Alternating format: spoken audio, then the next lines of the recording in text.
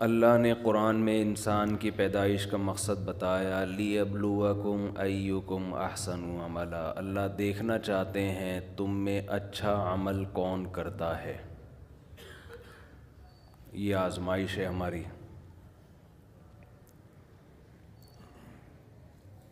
اللہ نے یہ بھی بتایا کہ پیدا کیوں کیا،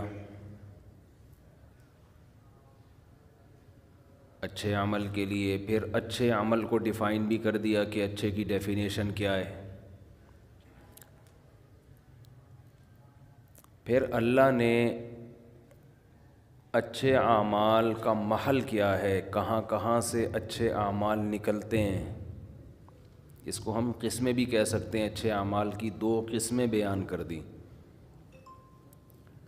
وَذَرُوا ظَاهِرَ الْإِثْمِ وَبَاطِنَهُ، ظاہری گناہوں کو بھی چھوڑو اور باطنی گناہوں کو بھی چھوڑو، یعنی ظاہر میں بھی اچھے ہو جاؤ اور باطن میں بھی اچھے ہو جاؤ۔ آپ کو پتہ ہے کہ اسلام میں طہارت پہ بہت زور دیا گیا ہے، صفائی پہ، طہارت پہ۔ اگر ہم یوں کہیں کہ اسلام نام ہے طہارت کا، یعنی اسلام کا مقصد ہی یہی ہے کہ بس انسان پاک بن جائے بس، اور جو پاک بنے گا اسے اچھا کہیں گے۔ تو اگر ہم یوں اسلام کو ڈیفائن کریں تو یہ بالکل صحیح ڈیفینیشن ہے اسلام کی، کہ اسلام نام کس چیز کا ہے؟ طہارت کا۔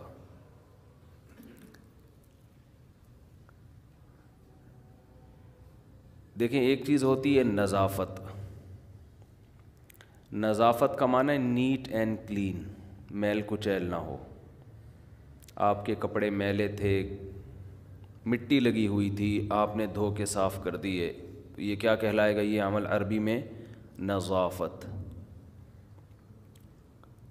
اور ایک ہے طہارت۔ طہارت عام طور پر ناپاکی سے پاک ہونا، سمجھتے ہیں؟ کس سے پاک ہونا؟ ناپاکی سے۔ اگرچہ طہارت میل کچیل سے پاکی کو بھی طہارت کہتے ہیں، لیکن عام طور پہ طہارت کا مطلب ہوتا ہے ناپاک چیز سے اپنے آپ کو پاک کرنا۔ جیسے آپ کے جسم پہ کوئی گوبر لگا ہوا تھا، پیشاب لگا ہوا تھا، مرغی کی بیٹ لگی ہوئی تھی، اس طرح کی کوئی چیز جب آپ اپنے جسم سے دور کرتے ہیں یا کپڑوں سے دور کرتے ہیں تو اسے کیا کہا جاتا ہے؟ طہارت۔ لیکن طہارت کا معنی میل کچیل سے بھی پاک کرنے میں بھی طہارت۔ طہارت من الدنس، دنس کہتے ہیں میل کچیل کو۔ تو میں جب بات کر رہا ہوں نا کہ اسلام نام ہے طہارت کا، تو اس میں نظافت بھی داخل ہے اور طہارت بھی، کیونکہ اسلام نے دونوں احکام دیے ہیں۔ اب کمال یہ ہے کہ طہارت اور نظافت کی جتنی قسمیں سوچ کے بن سکتی تھی نا، اسلام نے ان تمام قسموں کو اختیار کرنے کا حکم دیا ہے۔ مثلاً کپڑوں کو میل کچیل سے پاک رکھنا، یہ بھی طہارت ہے۔ کپڑوں کو پیشاب سے پاک رکھنا، ناپاکی کو ہم یوں کہہ سکتے ہیں اسمیل والی چیزیں، جو گندگی۔ دیکھیں، مٹی میل کچیل تو ہے، لیکن مٹی میں اسمیل نہیں ہوتی خاص گندی۔ پیشاب میں گندی اسمیل ہوتی ہے۔ تو آسانی کے لیے میں یوں کہہ سکتا ہوں کہ طہارت جو ایسی چیزیں جس میں اسمیل ہوتی ہے، جس میں جرمز ہوتے ہیں، جراثیم ہوتے ہیں۔ مٹی میں جراثیم نہیں ہوتے، بلکہ وہ تو جراثیم کو ختم کر دیتی ہے۔ تو عام طور پر جو طہارت شریعت نے ہمیں حکم دیا نا، وہ چیزیں جن میں جرمز ہوتے ہیں عام طور پہ، جیسے کتے کا جھوٹا، کتا برتن میں چاٹ لے تو اسے جب ہم صاف کریں گے تو اسے نظافت نہیں کہیں گے بلکہ طہارت کہیں گے، کیونکہ وہ ناپاک ہے، اس میں جرمز بھی ہوتے ہیں۔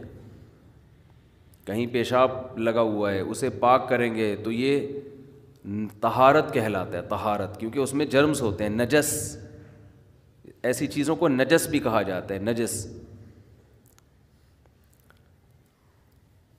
تو اسلام نے جب میں نے آپ کو بتایا نا کہ اسلام نام کس چیز کا ہے؟ طہارت کا. تو طہارت کی جتنی, یعنی آپ اپنے آپ کو جتنے مختلف لحاظ سے پاک صاف کر سکتے تھے, آپ نے جب کر لیا تو آپ کامل مسلم, کامل مومن کہلائیں گے اللہ کی نظر میں. ہر لحاظ سے اپنے آپ کو نیٹ اینڈ کلین کر دیں. اب میں وہ بتاتا ہوں کن کن لحاظوں سے کرنا ہے آپ نے اپنے آپ کو نیٹ اور کلین. ہمارے ہاں نیٹ کلین ایک ہی سمجھا جاتا ہے, بس نہا دھو کے آیا ہوا ہے اوپر سے. اب تو نہانا دھونا بھی اس میں شامل نہیں ہے. اب تو صاف ستھرا انسان اسے کہتے ہیں 3 پیس سوٹ ٹائی میں اس کے کپڑوں پہ کوئی میل کچیل کا نشان نہ ہو, اور سوٹ بھی اس نے بلیک پہنا ہوا ہو کہ اگر میل ہو بھی تو نظر نہ آئے, دیکھنے میں نظر نہ آ رہا ہو بس, باقی وہ کتنا ہی سڑا ہوا ہو. سفید کپڑوں کا رواج اب ختم ہو گیا ہے, اس لیے کہ وہ گندے ہو جاتے ہیں تو پکڑا جاتا ہے آدمی. اسلام میں لائٹ کلر کو, وائٹ کلر کو اور لائٹ کلر کو پسند کیا گیا ہے. اس کی ایک بڑی وجہ ہے کہ وہ فوراً پکڑائی میں آتا ہے کہ میلا ہے یا سچی مچی کا صاف ہے یا جھوٹی موٹی کا صاف ہے. بلیک کپڑوں میں کیا پتہ چلے گا کہ یہ سچی مچی کا صاف ہے, جھوٹی موٹی کا صاف ہے؟ پتہ چلے گا؟ نہیں پتہ چلتا. اسلام سچی مچی کی صفائی کا قائل ہے, اس لیے وائٹ کلر کو پسند کیا گیا. جب بات آتی ہے وائٹ کلر کی, وائٹ کپڑوں کی, تو بعض لوگ آج کل متجددین یہ اشکال بھی کرنے لگے ہیں کہ یہ کوئی سنت عمل نہیں ہے, نبی نے ترغیب دی ہے لیکن دوسرے کلر بھی پہننا سنت ہے. نبی صلی اللہ علیہ وسلم ہر کلر کے کپڑے سوائے سرخ کلر کے آپ نے ہر کلر کے کپڑے پہنے ہیں. او بھائی, نبی نے جو ہر کلر کے کپڑے پہنے اس کی وجہ یہ ہے کہ وہ دور نہیں تھا کہ ہر آدمی کو سفید کپڑا میسر ہوتا, غربت کا دور تھا وہ, اس میں ایک کپڑا مل جانا بڑی بات تھی, اس میں پھر وائٹ ہی. اس لیے نبی نے جو بھی رنگ آ گیا پہن لیا, اس میں تکلف نہیں کیا ہے کہ وائٹ ہی کہیں سے لایا جائے. اس پہ جیسے نبی نے جو آ گیا کھا لیا نا سامنے, اس لیے کہ کھانا ہی نہیں ملتا تھا, تو اب اتنی غربت تھی. آپ نبی صلی اللہ علیہ وسلم گھر جا کے یہ نہیں پوچھتے تھے کہ کیا پکا ہے, یہ پوچھتے تھے کہ کچھ ہے یا نہیں ہے کھانے کو. سمجھتے ہیں؟ ہم تو جا کے پوچھتے ہیں کہ آج کھانے میں کیا ہے, مطلب کی چیز ہے تو کھا لیں گے, نہیں تو چلو یار کہیں اور سے کھا لیں گے, ہوٹل پہ کھا لیں گے, پیزا منگوا لیں گے, کچھ منگوا لیں گے.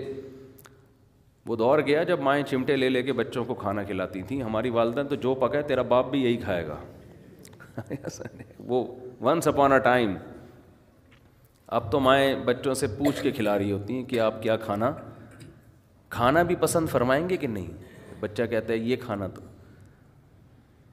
تو وہ نبی صلی اللہ علیہ وسلم گھر میں تشریف لاتے تو پوچھتے کہ کیا پکا ہے, یہ نہیں پوچھتے کہ کھانا ہے یا نہیں, پکا بھی نہیں پوچھتے, کیونکہ بعض دفعہ کھجوریں ہی کھانی ہیں, وہ پکتی تھوڑی ہیں.